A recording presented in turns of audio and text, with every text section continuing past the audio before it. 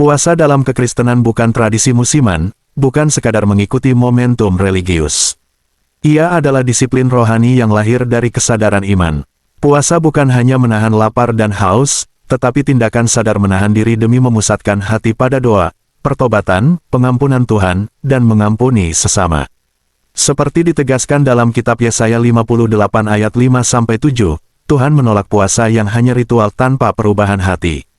Puasa yang dikehendakinya adalah yang membebaskan dari penindasan, melepaskan belenggu ketidakadilan, membagi roti kepada yang lapar, dan memberi tumpangan kepada yang miskin. Puasa adalah keberpihakan kepada yang lemah, tindakan kasih yang nyata, yang menumbuhkan kepekaan sosial dan memperdalam spiritualitas. Hal itu ditegaskan Wakil Ketua BPD GBI DKI Jakarta, Pendeta Sabto Edi Raharjo.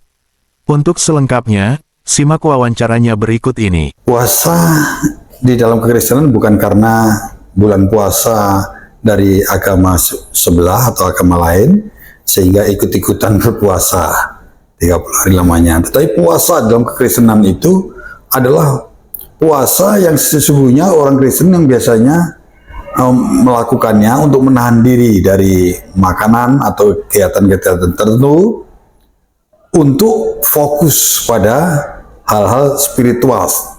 Misalkan doa, ya, terus pengampunan, minta pengampunan Tuhan, dan mengampuni sesama yang tidak mudah juga. Jadi puasa-puasa yang dilakukan ini bisa bermacam-macam caranya, tergantung organisasi gerejanya, ya, yang mengajarkan. Dan puasa itu pada waktu Perjanjian Lama dan puasa yang dilakukan itu adanya di Yesaya. Itu sudah dikatakan, puasa ayat itu mengatakan di dalam Yesaya 58 ayat 6-7 ya. Itu puasa yang dikehendaki Tuhan adalah yang puasa untuk membebaskan orang dari keadaan tertekan dan lain sebagainya. Sehingga dikatakan dalam Alkitab puasa yang kukehendaki adalah gitu ya. Bukan hanya perkara makan dan minum, tapi juga melepaskan orang-orang dari keterikatan, terbelenggu. Dan puasa juga membagi, meringankan beban orang lain. Puasa itu juga membagi makanan atau roti yang mereka miliki bagi orang yang mungkin kekurangan atau kelaparan. Itu puasa itu ya. Jadi dalam hal itu puasa itu dilakukan untuk memfokuskan kepada hal-hal yang tadi yang saya sebutkan. Tapi di dalam Perjanjian Baru, Tuhan Yesus juga berpuasa ketika akan memulai pelayanan. Ya, ketika akan mengerjakan tugasnya di bumi ini, maka dia puasa dahulu. Ya, puasa Daniel juga berpuasa dan lain sebagainya. Jadi tipe apakah yang harus dilakukan juga? Esther ketika menghadapi raja juga berpuasa.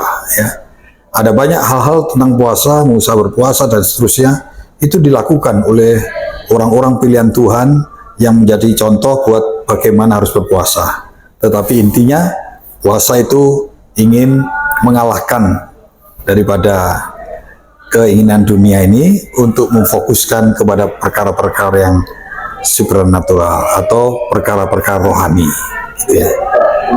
Jadi puasa bisa bermacam-macam. Jadi tergantung daripada organisasi atau sinode yang mengajarkan. Tetapi kalau di GBI yang biasa dilakukan adalah puasa Esther, puasa Daniel, atau puasa 3 hari lamanya dan tidak makan dan minum. Bisa juga puasa tidak menghindari makanan-makanan daging, jangan makan sayur-sayuran aja seperti Daniel. Juga makan seperti Esther, makan tidak makanan dan minuman.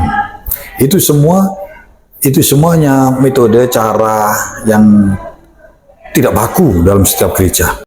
Dari beberapa hal mengapa kita berpuasa ini, jelas orang Kristen harus berpuasa. Karena ada beberapa kondisi, 1-2 hal kondisi yang kita tidak mampu. Dan kadang-kala kita tidak cukup untuk bisa memindahkan konsentrasi kita ataupun fokus kita dari hal-hal duniawi kepada hal yang rohani, ya. Sehingga itulah kenapa kita perlu berpuasa. Karena Dikatakan di dalam Matius 17 ini juga dikatakan bahwa jenis ini tidak dapat diusir kecuali dengan berdoa dan berpuasa.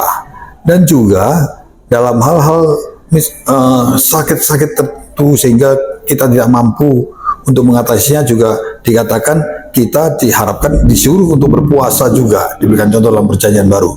Maka berpuasa itu bagi kita, bagi anak Tuhan, sangat baik dan bagus karena itu tertulis dalam Alkitab kita.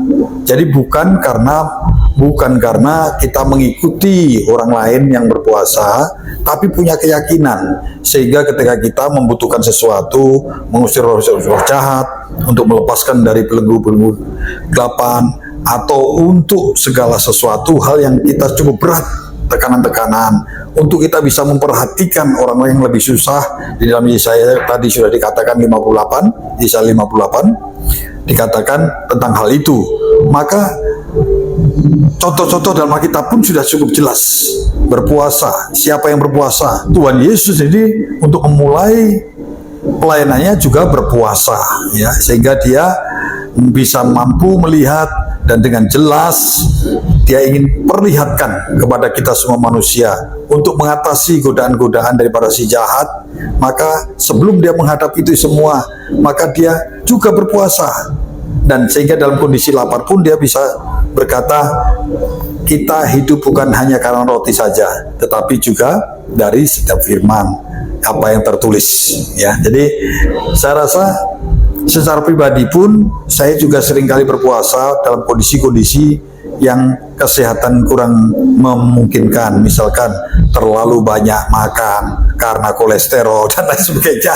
Saya dengan kesehatan pun saya tidak minum obat, cukup berpuasa, karena dengan berpuasa itu biasanya darah saya kembali normal semuanya, ya, dan saya bisa hidup sehat dengan baik, ya. Jadi saya cukup berpuasa, ya. Jadi terlebih lagi dalam menghadapi hal-hal yang harus kita fokus kepada percaya dan yakin tentang perkara-perkara rohani yang kita harapkan, maka berpuasa itu membuat kita semakin mengerti dan dekat dengan perintah Tuhan dan perkataan Tuhan, sehingga janji-janji Tuhan itu begitu mudah kita pegang, ya, karena kita tidak sedang menikmati dunia ini dengan segala isinya, ya, gitu ya.